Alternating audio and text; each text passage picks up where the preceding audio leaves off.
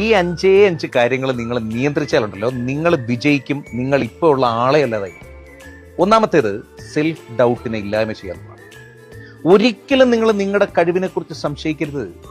നിങ്ങൾ ആരാണെന്നാണ് നിങ്ങൾ വിചാരിക്കുന്നത്. നിങ്ങൾ പിച്ചവെച്ച കാലം മുതൽ, സ്കൂളിൽ പഠിച്ചിരുന്ന സമയം മുതൽ, കോളേജിൽ എത്തിയപ്പോൾ മുതൽ, പിന്നീട് ജോലിക്ക് പോയി തുടങ്ങിയപ്പോൾ മുതൽ, എല്ലാ ദിവസവും രാവിലെ മുതൽ വൈകുന്നേരം വരെ നീളുന്ന കോമ്പറ്റീഷൻ ഇടയിൽ ഇപ്പോഴും നിങ്ങൾ പിടിച്ചു നിൽക്കുന്നുണ്ടെങ്കിൽ നിങ്ങളൊരു സംഭവമാണ്. ഒരിക്കലും സെൽഫ് ഡൗട്ട് അടിക്കും. രണ്ടാമത്തത്, ഒരു കാരണവശാലും ലോൺലിനെസ്സിനെ പേടിക്കരുത്. ഒറ്റയ്ക്കായി പോവും എന്ന് നിങ്ങൾ പേടിക്കണ്ട. എന്തിനങ്ങനെ പേടിക്കണം? ഒറ്റയ്ക്കായി പോകൽ, ഒറ്റപ്പെടൽ എന്നതൊരു സ്വാതന്ത്ര്യമാണെന്ന് മനസ്സിലാക്കണം. ഒറ്റപ്പെടുക എന്നത് ഓപ്പർച്യൂണിറ്റി ആണെന്ന് മനസ്സിലാക്കണം. പലർക്കും പറ്റുന്നില്ലെന്നേ അത്. എല്ലായ്പ്പോഴും അറ്റാച്ച്മെന്റുകളുടെ കെട്ടുപാടുകളിൽ കിടക്കുന്ന, ബന്ധിക്കപ്പെട്ട എത്രമാത്രം മനുഷ്യരുണ്ട്.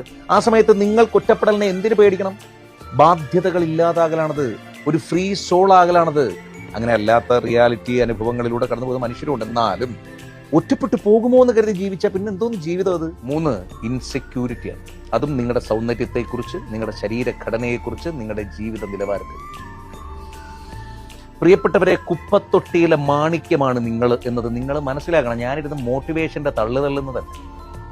നിങ്ങൾ ചിന്തിച്ചു നോക്കിയേ, നിങ്ങൾ ചെയ്തു കൂട്ടിയ മനോഹരമായ കാര്യങ്ങൾ, ഇനിയും ചെയ്യാനിരിക്കുന്ന എത്രയോ കാര്യങ്ങൾ, നിങ്ങളുടെ സൗന്ദര്യത്തിൽ നിങ്ങൾ ഡൗട്ട് അടിച്ചാൽ പിന്നെ പോയില്ലേ. അതുകൊണ്ട് നമ്മളിൽ വിശ്വസിച്ചാൽ നമ്മളൊക്കെ സുന്ദരന്മാരും സുന്ദരികളുമാണ്. ആ ആത്മവിശ്വാസമാണ് പ്രിയപ്പെട്ടവരെ സൗന്ദര്യം. 4, നിങ്ങൾ ഒഴിവാക്കിയേ തീരൂ അസൂയ. ഈ ഐറ്റം ഉണ്ടല്ലോ, അതായത് നമുക്ക് നമ്മളെക്കുറിച്ച് വലിയ വിശ്വാസം ഇല്ലാതെ വരുമ്പോഴാണ് നമുക്ക് അസൂയ ഉണ്ടാകുന്നത്. അതാണ് എൻ്റെ സയൻസ്. അതായത് ഇപ്പോൾ എനിക്ക് ഒരാളുടെ കഴിവ് കണ്ടിട്ട് അയാളുടെ അസൂയ തോന്നുകയാണെങ്കിൽ ഞാൻ എൻ്റെ കഴിവിൽ ഇൻസെക്യൂർ ആണ്, അല്ലെങ്കിൽ എനിക്കൊരു ഇൻഫീരിയോറിറ്റി കോംപ്ലക്സ് ഉണ്ടായി എന്നുള്ളതാണ് എൻ്റെ അർത്ഥം, അല്ലേ? നമ്മളൊരാളെ നമുക്കെന്തിന് നമ്മളെ ഒരാളോട് കമ്പയർ ചെയ്യണം? നമ്മൾ ഒരിക്കലും മറ്റൊരാൾ നമ്മളെ വേറൊരാളോട് കമ്പയർ ചെയ്ത് നമ്മൾ സഹിക്കുമോ? ഇല്ലല്ലോ. അപ്പൊ പിന്നെ നമ്മൾ സ്വയം നമ്മളെ എന്തിനു കമ്പയർ ചെയ്യണം? നിങ്ങൾ ആരെയും നിങ്ങളുമായിട്ട് കമ്പയർ ചെയ്യണം. നിങ്ങൾ സ്പെഷ്യലാണെന്ന്, നിങ്ങൾ ജെമ്മാണ്, നിങ്ങൾ വേറൊരു കൈൻഡ് ഓഫ് എ പേഴ്സൺ. എല്ലാവർക്കും ഒന്നും കിട്ടാത്ത വളരെ സ്പെഷ്യലായിട്ടുള്ള ഒത്തിരിയേറെ ഗുണങ്ങളുള്ള ഒരാളാണ് നിങ്ങൾ. അതിൽ പലതും നിങ്ങൾ കണ്ടെത്തി കഴിഞ്ഞു, ഇനിയുള്ളത് കണ്ടെത്തിയാൽ മതി. 5 പ്രധാനപ്പെട്ടതും, കഴിഞ്ഞതിനെ ഓർത്ത് റിഗ്രറ്റ് ചെയ്യരുത്.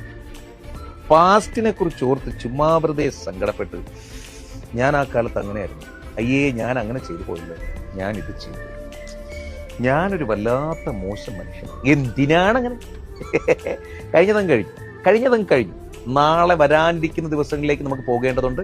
ഇപ്പോൾ നമ്മൾ ജീവിച്ചിരിപ്പുണ്ട്. നമുക്ക് കുറേയേറെ പുതിയ കാര്യങ്ങൾ ചെയ്യാനുണ്ട്, പുതിയ മനുഷ്യരെ പരിചയപ്പെടാനുണ്ട്, പുതിയ സ്ഥലങ്ങൾ കാണാനുണ്ട്, പുതിയ പുസ്തകങ്ങൾ വായിക്കാനുണ്ട്, പുതിയ ആശയങ്ങളിലൂടെ കടന്നു പോകാനുണ്ട്, പുതിയ കാഴ്ചകൾ കാണാനുണ്ട്.